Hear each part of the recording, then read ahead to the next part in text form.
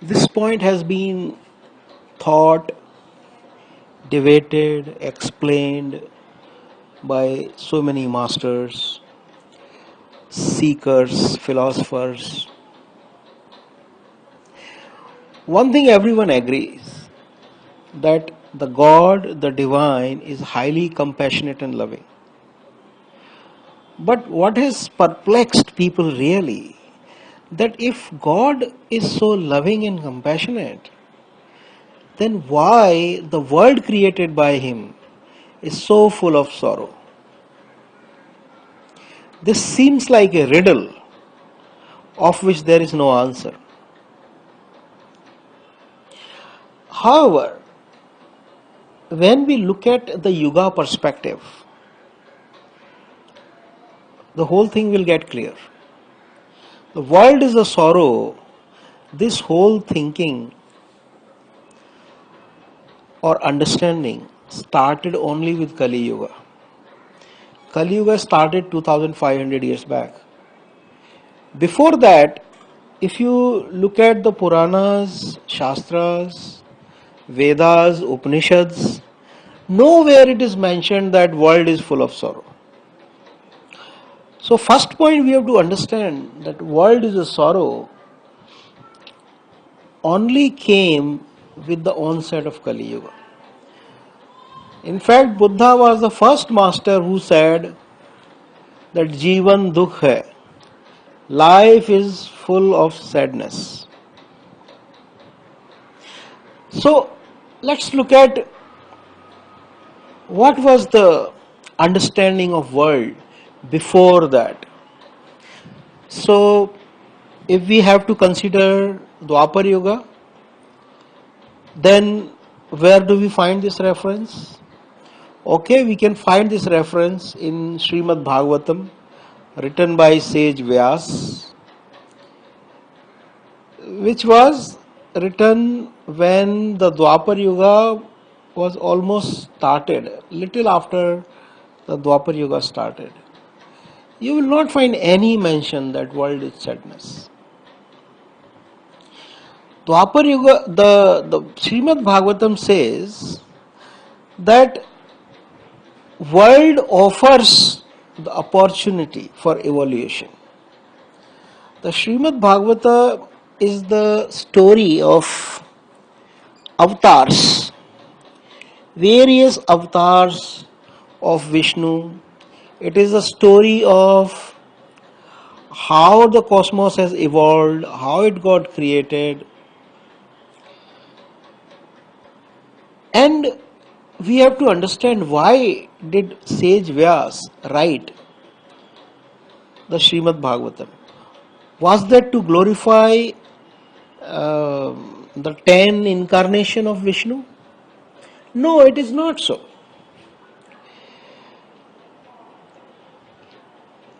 He explained the 10 incarnations of Vishnu so that it is a source of inspiration for everyone. So that all of us realize that these avatars come and there is a huge challenge in the world. They meet the whole huge challenge and then they live their life in deep satisfaction. And they are also grounded in soul.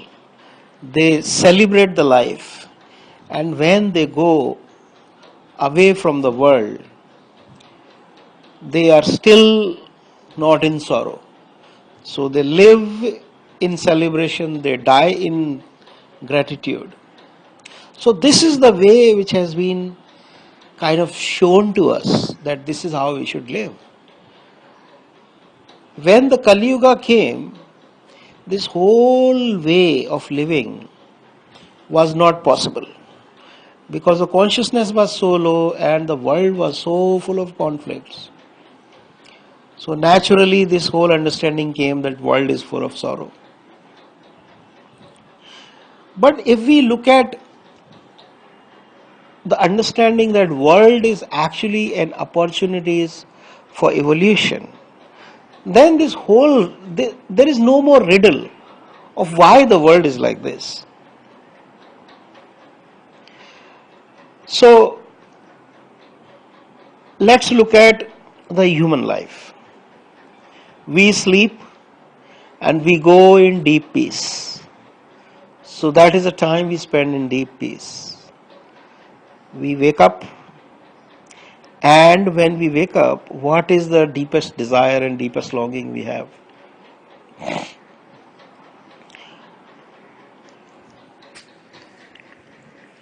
See, a lot of us, we were doing job and then we said, no, I am not satisfied. I want to start my own business. So then we set up business, we include so many people and there are so many conflicts, so many crises, so much risk we take. We create so much new structure, offices, factories, and then we have to do marketing. Why? For what we do all that? Why do we create this whole new world? We create this whole new world because we want to evolve. We want to become more rich, more powerful. We want to impact the world more. We want to feel more confident. We want ourselves to grow. So do you see, when there is a huge urge of evolution, we create the structures which bring a lot of challenge. If this challenge is not there, is it possible to grow at all? Have you seen people who have no challenge? They have inherited huge money. They are the children of some wealthy family, and everything is available to them on platter. And what happens to their life after few years are over? Look at their life, what happens? They start to live like dead. You will not feel any flicker of soul in them, any flicker of joy. Why? Because their soul was not challenged. There was no evolution happening. So, if we have to remain in touch with the soul, we have to evolve. If we don't evolve, we are not in touch with the soul. And if we have to evolve, then the challenges are necessary. So this is why the God has created the world, because it has a huge urge of evolution. And this world is the mechanism He has set up for its own evolution.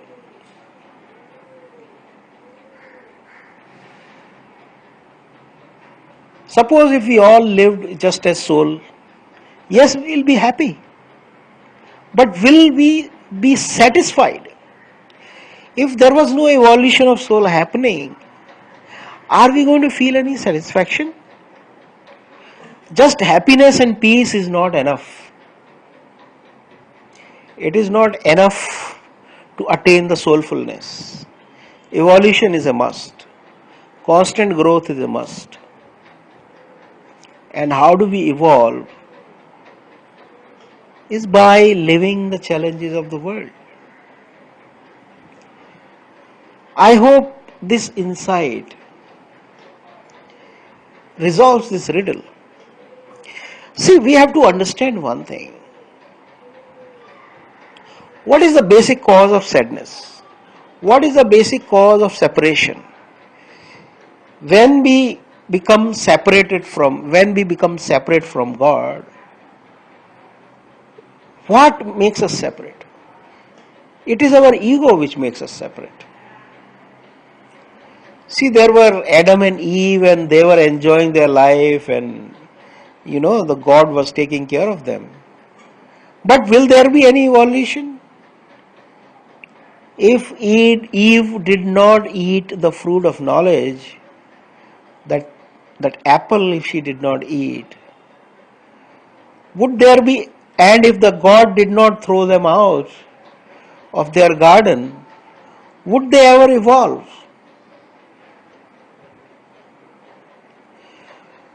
So there is a situation where Adam and Eve are living in that paradise and God is taking care of them. But are they going to become God Himself? There is no possibility like that. So, how would Adam and Eve become God Himself? For that, they have to go out of that paradise. They have to go that garden, beautiful garden. They have to go through the toil of the world. They have to